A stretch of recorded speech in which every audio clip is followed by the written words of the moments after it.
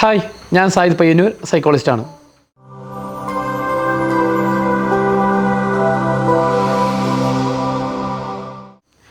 ഏകദേശം ഒരു മാസം മുമ്പ്, കൃത്യമായി പറയുകയാണെങ്കിൽ ഡിസംബർ 6, 2023 ഞാൻ FBയിൽ ഒരു പോസ്റ്റ് ചെയ്തിരുന്നു. ആ പോസ്റ്റിൻ്റെ ഹെഡിങ് ഇതാണ്: അഴിഞ്ഞു വീഴുന്ന മുഖം മൂടികൾ എന്നാണ്. അപ്പോൾ അതിൽ പറഞ്ഞൊരു കാര്യം എന്ന് പറഞ്ഞാൽ, പല ആൾക്കാരും നമ്മളെ മുമ്പിൽ പെരുമാറുന്ന സമയത്ത് നല്ല മാസ്ക് ഇട്ടിട്ട്, പ്രത്യേകിച്ച് പേഴ്സണാലിറ്റി എന്നുള്ള വാക്ക് തന്നെ വന്നിട്ടുള്ളത് പേഴ്സോണ എന്നുള്ള വാക്കിനാണ്. അതിൻ്റെ അർത്ഥം തന്നെ മുഖം മൂടിനാണ്. മുഖം മൂടി ഇട്ടിട്ട് പെരുമാറും. അപ്പോൾ അതുകൊണ്ട് തന്നെ അത്തരം ആൾക്കാരെ പെട്ടെന്ന് വിശ്വസിക്കുന്ന അവസ്ഥ ഉണ്ടാവരുതെന്നാണ്. പൊതുവിൽ ഇത് മുമ്പ് സൂചിപ്പിച്ചിട്ടുണ്ട്. പൊതുവെ ഈ സംഭവം നടക്കുന്നത്, പ്രത്യേകിച്ച് ഇത് നടക്കുന്നത് സോഷ്യൽ മീഡിയയിലൂടെയാണ്. സോഷ്യൽ മീഡിയയിൽ മനോഹരമായി സംസാരിക്കാൻ കഴിവുള്ള, നല്ല ചിരിക്കാൻ പഠിപ്പിക്കുന്ന, ചിരിക്കാൻ പ്രേരിപ്പിക്കുന്ന, മോട്ടിവേറ്റ് ചെയ്യുന്ന ഒരുപാട് പേരുണ്ട്. ഇത്തരം ആൾക്കാരെ സംബന്ധിച്ച് നമ്മൾ കാണുമ്പോൾ അവരെ വലയിൽ വീഴും. പ്രത്യേകിച്ച് നമ്മൾ അവരെന്തോ ചെയ്യുന്ന ആൾക്കാരെന്നൊക്കെ പ്രതീക്ഷിക്കും. അതേപോലെ തന്നെ അവരുടെ കഴിവിൽ നമ്മൾ വല്ലാതെ അഭിരമിക്കും. മാത്രമല്ല, അവർക്ക് ഏത് രീതിയിൽ സപ്പോർട്ടും, ലൈക്ക് കൊടുത്തിട്ട് മാത്രമല്ല, സാമ്പത്തിക സഹായം ചെയ്തിട്ട് വരെ നമ്മൾ അവരെ സപ്പോർട്ട് ചെയ്യും.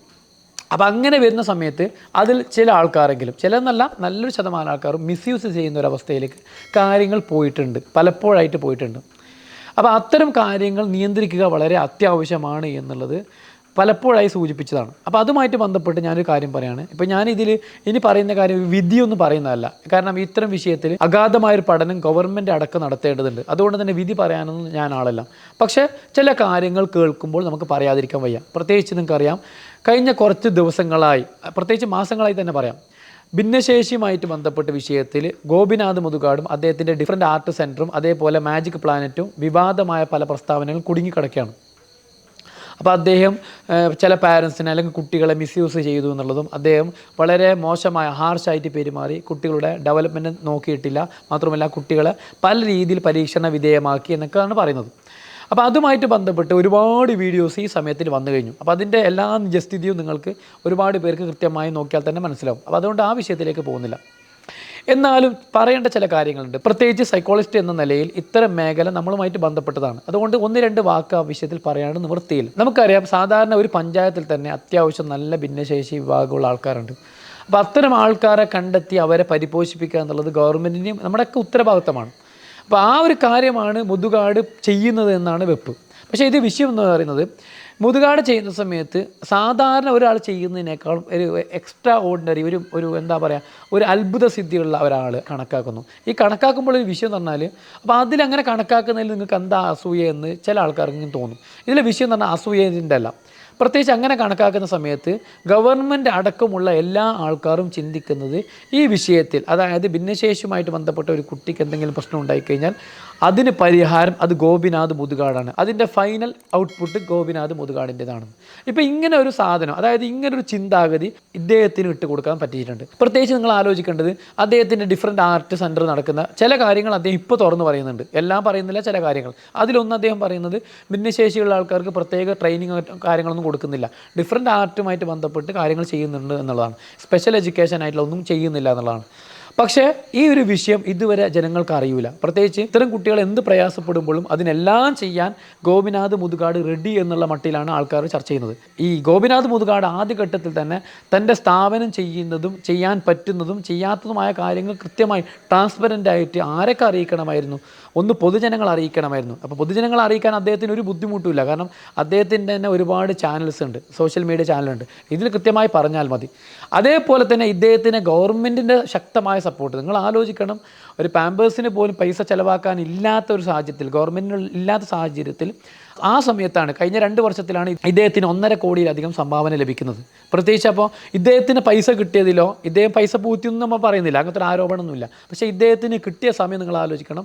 അത്രയും പാവപ്പെട്ട ഒന്നുമില്ലാത്ത ഒരുപാട് ആൾക്കാരെ സംബന്ധിച്ച് പ്രയാസപ്പെടുന്ന സമയത്താണ് ഇദ്ദേഹത്തിന് കിട്ടിയിട്ടുള്ളത്.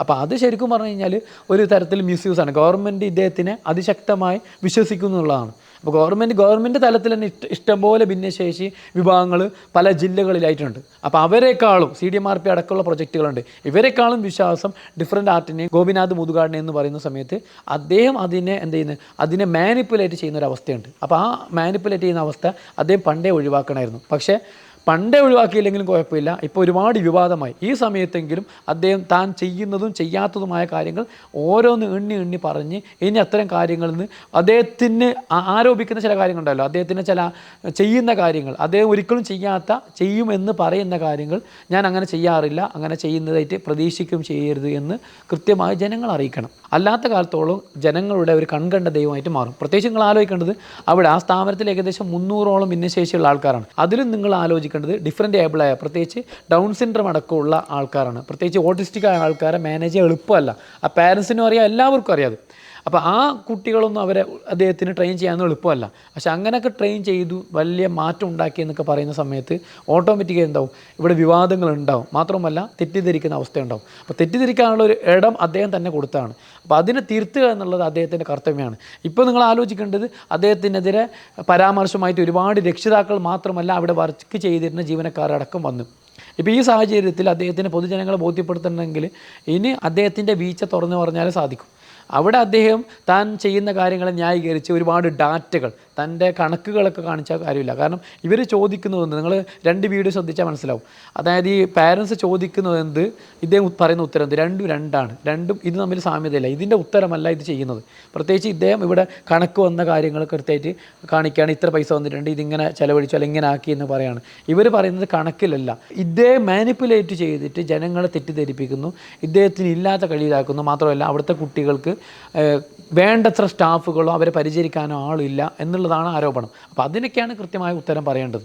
അപ്പോൾ ഞാൻ പറഞ്ഞു വന്നത് ആദ്യം പറഞ്ഞ വിഷയത്തിലേക്ക് പറയാം. അപ്പോൾ ഒരുപാട് ആൾക്കാർ, ഇപ്പോൾ എനിക്ക് തന്നെ അറിയുന്ന ഒരുപാട് ആൾക്കാർ ഇപ്പോൾ തുറന്ന് പറഞ്ഞു കഴിഞ്ഞാൽ, ഇപ്പോൾ മുതുകാടിൻ്റെ ഒരു വിഷയം വേണ്ടി ചർച്ച ചെയ്യുന്ന സമയത്ത് നമുക്ക് പറഞ്ഞതേ ഉള്ളൂ. ഒരുപാട് ആൾക്കാർ ശക്തമായിട്ട് മുഖം മൂടിയിട്ട് ഭയങ്കര പറച്ചിലാണ്. എന്തൊക്കെ പറയാം, നിങ്ങൾ ഹാപ്പി ആവാൻ 10 ടെക്നിക്ക്, അല്ലെങ്കിൽ നിങ്ങൾ ഇങ്ങനെ ചെയ്യുക, അല്ലെങ്കിൽ ഒരു ഓഷോൻ്റെ കഥ വെച്ച് ബുദ്ധൻ്റെ കഥ വെച്ചൊക്കെ ഭയങ്കരമായ തള്ളുകയാണ്. ഈ തള്ളുന്ന സമയത്ത് അവരുടെ യഥാർത്ഥ ലൈഫ് നോക്കിക്കഴിഞ്ഞാൽ, എനിക്ക് സത്യം പറഞ്ഞാൽ പല യൂട്യൂബേഴ്സിൻ്റെ നേരിട്ട് ലൈഫ് അറിയാം. ഇപ്പോൾ പറയുന്ന സമയത്ത് നമ്മൾ സത്യം പറഞ്ഞാൽ ഭയങ്കര അത്ഭുതപ്പെട്ടു. ഈ പറയുന്നതും ഇവനും തമ്മിൽ ഒരു ബന്ധമില്ലല്ലോ.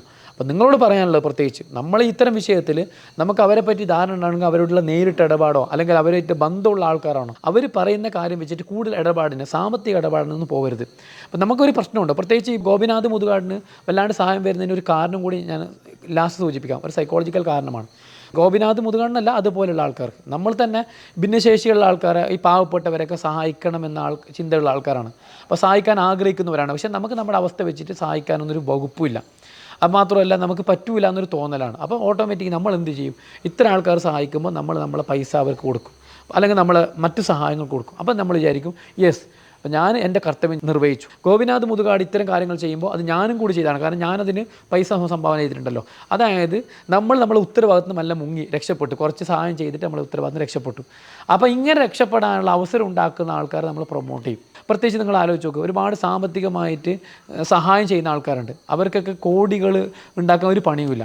അപ്പോൾ അവരെന്ത് ചെയ്യും, ആ പാവപ്പെട്ടവർ സഹായിക്കും. അപ്പോൾ അതിൽ ആരോപണം എന്ന് പറഞ്ഞാൽ അവർ നല്ല ശതമാനം പൈസ എടുക്കുന്നുള്ള ഒരു ആരോപണം വരുമ്പോൾ നമ്മൾ കൗണ്ടർ ചെയ്യുന്നത് എങ്ങനെയാണ്, നമ്മൾ പറയുന്നത് ഇങ്ങനെയാണ്.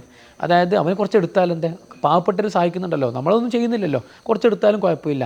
അതായത് ഈ ചൂഷണം നടത്തിയാലും കുഴപ്പമില്ല എന്നുള്ളൊരു അവസ്ഥയിലേക്ക് എത്തും. കാരണം എന്താ പറഞ്ഞാൽ നമ്മളെ ഉത്തരവാദിത്വം നമ്മൾ ഇവരിൽ അടിച്ചേൽപ്പിച്ച് നമ്മൾ നല്ല മുങ്ങാണ്. ഗവൺമെൻറ്റിന് ഉത്തരവാദിത്വമില്ല, പൗരെന്നുള്ള രീതിയിൽ നമുക്ക് ഉത്തരവാദിത്വമില്ല. ഇത്തരം കുറച്ച് ആൾക്കാർ ചെയ്യുമ്പോൾ നമ്മളവരെ സപ്പോർട്ട് ചെയ്ത് അങ്ങനെ കൈ ഒഴിയുകയാണ്. അതുകൊണ്ടാണ് ഇവർ കൂണുപോലെ വളരുകയും ചൂഷണം ചെയ്യുകയും ചെയ്യുന്നത്. പ്രത്യേകിച്ച് നമുക്ക് അറിയേണ്ടത്, നമ്മൾ ചെയ്യാൻ ആഗ്രഹിക്കുന്ന ഒരു കാര്യം മറ്റൊരാൾ ചെയ്യുമ്പോൾ നമുക്ക് ഐഡൻറ്റിഫിക്കേഷൻ, അദ്ദേഹത്തോടൊരു താതാത്മ്യം പ്രാപിക്കലുണ്ടാവും. അപ്പോൾ അത്തരം ആൾക്കാരെ നമ്മൾ സപ്പോർട്ട് ചെയ്യും. അപ്പോൾ അങ്ങനെ ചെയ്യുമ്പോൾ നിങ്ങൾ ശ്രദ്ധിക്കേണ്ടത്, അദ്ദേഹം ഫേക്കാണ് ഒറിജിനലാണെന്ന് കണ്ടെത്തേണ്ടതുണ്ട്. അത് അത്ര എളുപ്പമൊന്നുമല്ല, അത് പറയാനും എളുപ്പമല്ല, കുറച്ച് പണിയാണ്.